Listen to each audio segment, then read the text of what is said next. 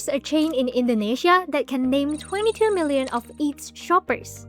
Not car numbers, names. What they bought last week, what they're running low on right now. Those 22 million people give it 57% of its sales. More than half its money comes from the customer it can message tonight one by one. Now, here's the same year, same country, same shoppers. Another set of retailers shut their stores and blamed the economy. One of these built a machine to know its customer, while the other never learned her name. I'm going to show you the 5 steps between that. The exact step your business is skipping because you're skipping one. Every retailer that had a bad year says it was the economy. Weak spending, high prices, shoppers pulling back. Money is tight in Indonesia.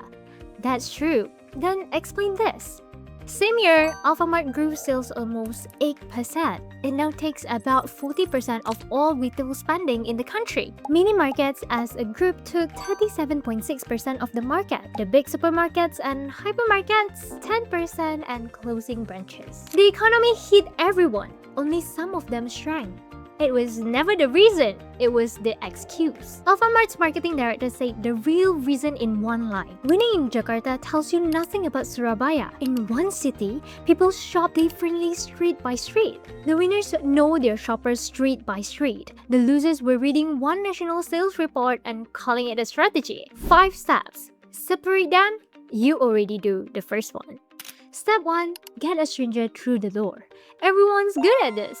Ads, promos, opening day crowds, discounts. Harvard Business Review put a price on the trap. Winning a new customer costs 5 to 25 times more than keeping one you have. Here's the losing move. Transmart, the massive hypermarket, kept spending to fill stores with new faces, sold to them once and never learned who they were. In 2022, it closed a dozen branches. Right through 2025, more closures. Here's the winning move. Alfamart spent to get people in too, then kept every one of them. That's the whole difference at step 1, and it's the difference between a chain that grew 8% and one that's shutting its door. Same first step, 2 completely different second move. That second move is step 2. Step 2, get them back. In grocery, the second visit isn't romance. It's rice, cooking oil, formula, shampoo, bought again every week for years. Every household buys this stuff. You only control whether they buy it from you or the shop across the road. Meet Yati. She's 33. She got a toddler. She lives in Bekasi. There's an Alfamart a few hundred meters from her house, but she still orders on the app. Rice, eggs, drinking water at her door within an hour, free. So she doesn't have to carry it with a toddler on her hip.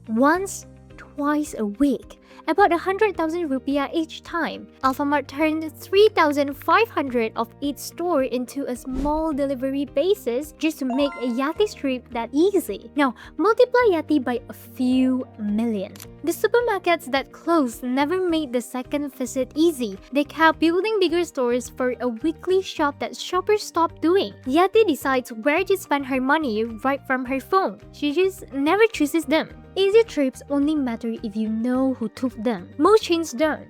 Step 3 is where that gets decided. And it's the one most retailers get wrong. Watch closely. This is the step that quietly ends careers. Step 3. Learn who she is. This is the hinge. Miss this one and step 4 and 5 are impossible, which is exactly why the chains that died never got past it. A grocery chain can serve the same person every week for 10 years and never know her name. Card taps, bags in a trolley, gone. A sale made. A person lost thousands of times a day. Alfamart reviews. In 2016, it started spending real money on customer records, then built the Alpha Gift app on top. Sign up and every basket in store or on the app links to one profile. Scan your barcode at the till and your shop trips and phone orders become one history. That's the 22 million. 14.5 million active, up 19% in a year, bringing in 57% of the company's sales. Their loyalty boss put it flat. We never let our raw data leave our own systems.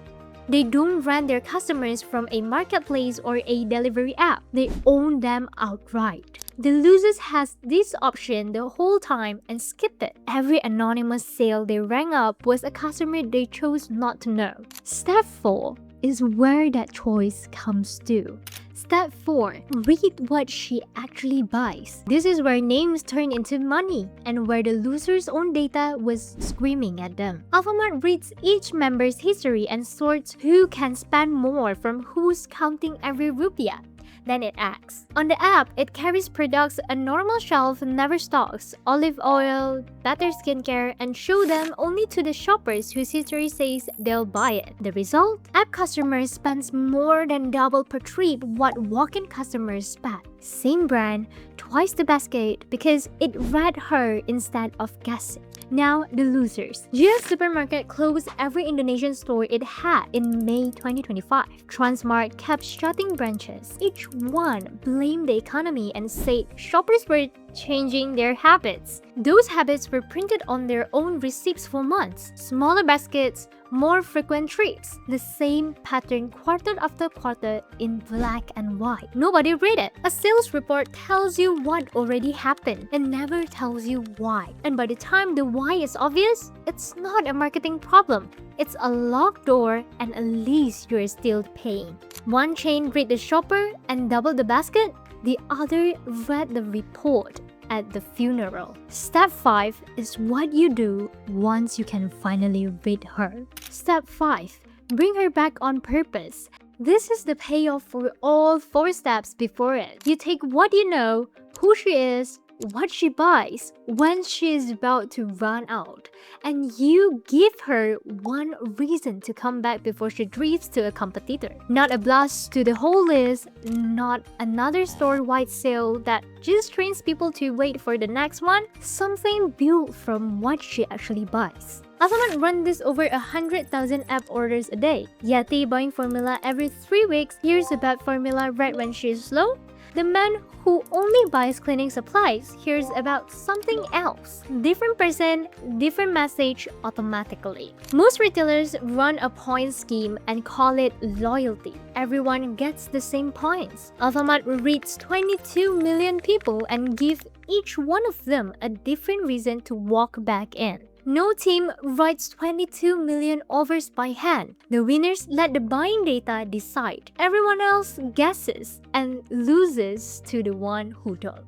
Go back to Yati for a second. To the supermarket that closed, she was never a person. She was a till receipt, then an empty aisle, then a reason in a press release. To Alfamart, she's a name. It knows she had a toddler, it knows she buys formula every 3 weeks, it knows she'll open the app on Sunday. So when a competitor tries to take her, Alfamart already has a reason for her to stay, ready before she even thinks of leaving. That's the whole game.